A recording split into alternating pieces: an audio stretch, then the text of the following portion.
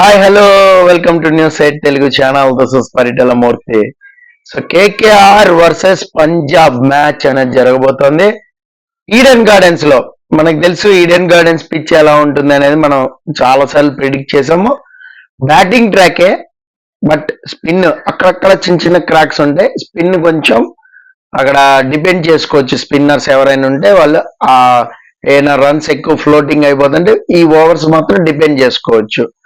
So first batting చేసినా chasing చేసినా ఒకలాగే ఉంటది.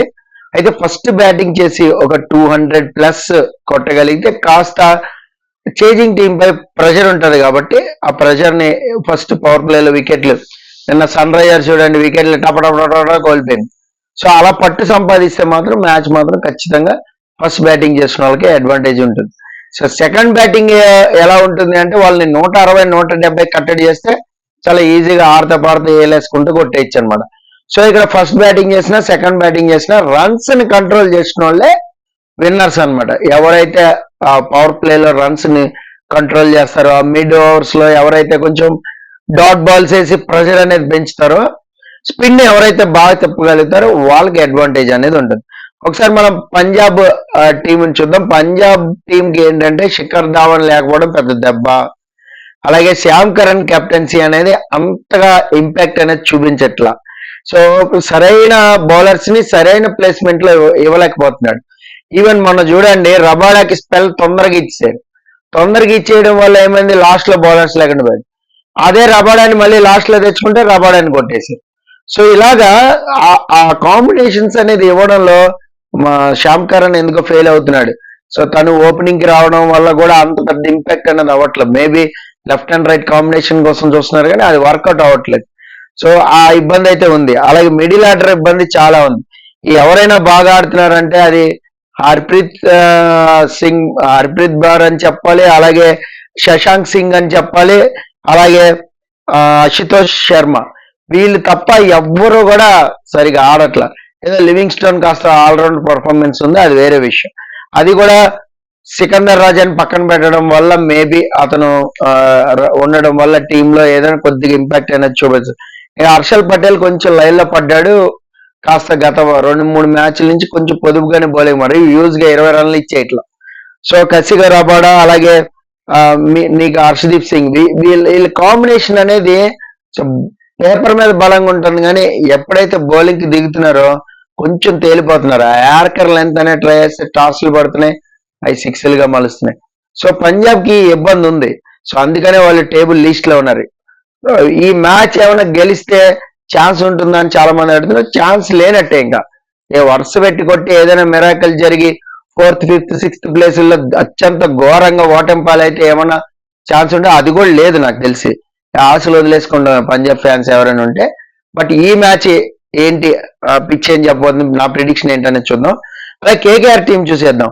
ఫిల్ సాల్ట్, సునీల్ నారాయణ్, వెంకటేష్ అయ్యర్, శ్రేయస్ అయ్యర్ ఇక్కడ వరకు బ్రహ్మాండంగా ఉంది టాప్ ఆర్డర్. అలాగే రింకు సింగ్, రఘువంశీ, రసెల్, ఈ బ్యాటింగ్ డెప్త్ కూడా బాగుంది. రఘువంశీని ఎప్పుడైతే టాప్ ఆర్డర్ లో పంపుతున్నారో ఆ డెప్త్ అనేది కనపడుతుంది ఇక్కడ కేకేఆర్ టీమ్ లో. అలాగే మీకు రమన్దీప్ సింగ్ అసలు సూపర్ పర్ఫార్మెన్స్ అని చెప్పుకోవాలి. అలాగే మిచెల్ స్టార్క్ ఒక్కళ్ళు ఫామ్ లోకి వస్తే ఈ టీం కి తిరిగి ఉండదు, ఛాంపియన్స్ జట్ అయిపోద్ది. నాకు ఎవరైనా ఈ ఐపీఎల్ లో కాస్త పేపర్ పరంగా బలంగా ఉండి కప్పు కొట్టే దమ్ము ఉన్న టీం ఎవరంటే కేకేఆర్ అనే చెప్తాను. నేను లాస్ట్ టైం కూడా చెప్పా, కేకేఆర్ కి ఈసారి ఎడిషన్ ఛాంపియన్స్ అయ్యే ఛాన్స్ ఉందని కూడా చెప్పా. సో వాళ్ళు జాగ్రత్తగా ఆడుకుంటే, స్వయం కృపరాధరాలు చేయకుండా చక్కగా ఆడుకుంటే వాళ్ళు టాప్ ఆర్డర్, మిడిల్ ఆర్డర్, లో ఆర్డర్, బౌలింగ్ డెప్త్ బ్రహ్మాండంగా ఉన్నాయి. సో స్పిన్ లో కూడా ఇక్కడ కోల్కతా ఈడెన్ గార్డెన్స్ స్పిన్ కూడా వరుణ్ చక్రవర్తి వర్కౌట్ చేస్తున్నాడు, అలాగే సునీల్ నారాయణ వర్కౌట్ చేస్తున్నాడు. వైభవ్ అరోరా కూడా వాళ్ళకి అడ్వాంటేజ్ అయ్యాడు, సుయాష్ శర్మ కూడా. వీళ్ళని ఇంపాక్ట్ ప్లేయర్ కింద ఒకరిని ఆడిస్తుంటే బాగా వర్కౌట్ అవుతుంది. హర్షిత్ రాణా కూడా తన పర్ఫార్మెన్స్ తను చేస్తున్నాడు. సో టీం అంతా కూడా బ్రహ్మాండంగా ఉంది. సో నాకు తెలిసి ఏం మార్చరు అనుకుంటున్నాను నేను. ముజీబుర్ రెహమాన్ ఏమన్నా ట్రై చేయాలనుకుంటే వేరే వాళ్ళని ఓవర్సీస్ ప్లేయర్ ని ఏమన్నా పక్కన పెడతారు. యాక్చువల్ గా స్టార్క్ ని పక్కన పెడితే టీం చాలా బాగుపడుతుంది కానీ వాళ్ళు అంత సాహసం అయితే చేయరు.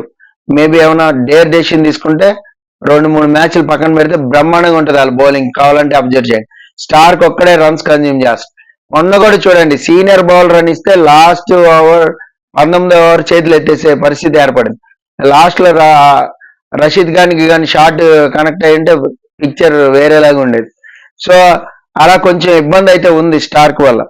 సరే చూద్దాం అదేంటని. మేబీ ఏమైనా సాకిబ్ హుసేన్ కానీ ఎవరినైనా ఆల్రౌండర్ని ఎవరినైనా ఇంట్రడ్యూస్ చేస్తారా ఈ టీంలో, అరంగేట్రం లాగా చేయించి ఇంట్రడ్యూస్ చేస్తారా, ఈ ఎడిషన్ కి చేస్తారా అని అనిపిస్తుంది. మరి వాళ్ళు చేస్తారు లేదా చూద్దాం.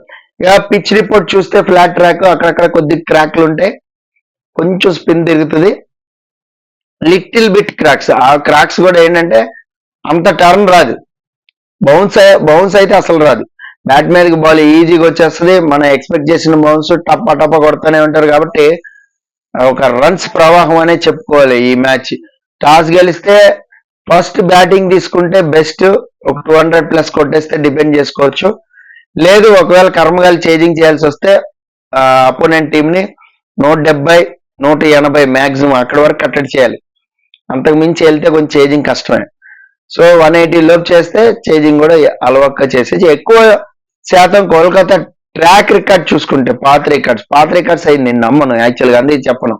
పాత రికార్డ్స్ అంటే వాళ్ళు ఆ మ్యాచ్ గెలిచారు, వాళ్ళు ఈ మ్యాచ్ గెలిచారు, ఇక్కడ ఇన్ని అవన్నీ ఎందుకు సోది. ఇప్పుడు ఎవరు గెలుస్తారు, ఇప్పుడు పిచ్ రిపోర్ట్ ఏంటి, ఇప్పుడు పేపర్ మీద వాళ్ళ బలం ఏంటి, అదే కావాలి. సో అక్కడ ఏమైనా మిరాకల్ జరిగి హిట్టర్స్ హిట్ అయితే ఎవరు ఏం చెప్పలేరు. 2020లో ప్రిడిక్షన్ చేయడం అనేది అంత ఈజీ కాదు. ఒక్క హిట్టర్ క్లిక్ అయితే టక్మని మారిపోతుంది సినారియో. మనం చూడండి స్టోయిన్స్ చక్కగా బ్యాటింగ్ ఆడి ప్రమోట్ చేస్తే సెంచరీ కొట్టి మ్యాచ్ ని గెలిపించాడు. అది అసలు ఇంపాసిబుల్ టార్గెట్, టక టక టక కొట్టుబారు. సో అలాగే ఏంటంటే ఎవరైనా హిట్టర్ క్లిక్ అయితే ఇప్పుడు మనం చూసాం జాస్ బట్లర్ ఎలా కొట్టాడు, లాగేశాడు. సో నిన్న కూడా రషీద్ ఖాన్ కొట్టేసేవాడు, ఆల్మోస్ట్ విన్ అయిపోయేది. డేవిడ్ మిల్లర్ 2-3 బాల్స్ ఆడినా కూడా విన్ అయిపోయింది. సో అలాగే హిట్టర్ క్లిక్ అయితే మనం ఏం చెప్పలేం. సో నేను చెప్పేది ఏంటంటే ఈ ట్రాక్ లో పర్టికులర్ ట్రాక్ లో 200+ అనేది మంచి స్కోరు, డిపెండ్ చేసుకోవచ్చు. ఫస్ట్ బ్యాటింగ్, సెకండ్ బ్యాటింగ్ అయితే ఎవరైనా హిట్టర్ క్లిక్ అయితే, ఇప్పుడు ఆండ్రూ రసెల్, రింకు సింగ్ ఉన్నారు, 200 కొట్టింది అనుకున్నాం పంజాబ్. బట్ వీళ్ళు డెప్త్ హిట్టింగ్ లాగారు అనుకోండి కొట్టేయచ్చు, చెప్పలేం. ఎక్కువ కోల్కతా పాత రికార్డ్స్ ట్రాక్స్ చూసుకుంటే ఏంటంటే చేజింగ్ టీం గెలిచిన ఛాన్సెస్ ఎక్కువ ఉన్నాయి. నేను అవన్నీ నమ్మను యాక్చువల్గా, కానీ ఎక్కువ ఛాన్స్ ఉంది కాబట్టి చేజింగ్ టీం గెలిచే ఛాన్స్ ఉంటుంది. అయితే టాస్ గెలిస్తే చేజింగ్ అయితే చేయరు, ఎవరు బ్యాటింగ్ చేయడానికి ఇష్టపడతారు. ఎందుకంటే తొందరగా రీడ్ చేసేయచ్చు, పవర్ ప్లేలో బాగా కొట్టచ్చు, కాబట్టి బ్యాటింగ్ చేస్తారని నేను అనుకుంటా. మేబీ కోల్కతా ఫస్ట్ బ్యాటింగ్ చేస్తే మాత్రం యూజ్ టార్గెట్ పెడుతుంది. ఆ యూజ్ టార్గెట్ ని వాళ్ళు డిపెండ్ చేసుకుంటారు ఈసారి. డ్రీమ్ 11 ప్లేయర్స్ ఎవరు సార్ చెప్పండి సార్ అన్నారు. డ్రీమ్ 11 ప్లేయర్స్ డిస్క్రిప్షన్ లో లింక్ ఉంటుంది. సో విన్నింగ్ మీటర్ ఏం చెప్తుంది, 60% హోమ్ గ్రౌండ్ అడ్వాంటేజ్ కేకేఆర్ కి చూపెడుతుంది. టీమ్ అడ్వాంటేజ్ కూడా, టేబుల్ అడ్వాంటేజ్ కూడా వాళ్ళకే ఉంది. సో పంజాబ్ కి 40%. సో నా ప్రిడిక్షన్ ఏంటి అంటే కేకేఆర్ గెలుస్తుందని నేను అనుకుంటున్నా.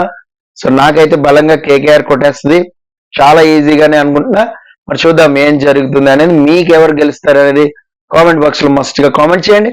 This is Paritala Murthy signing off. By by.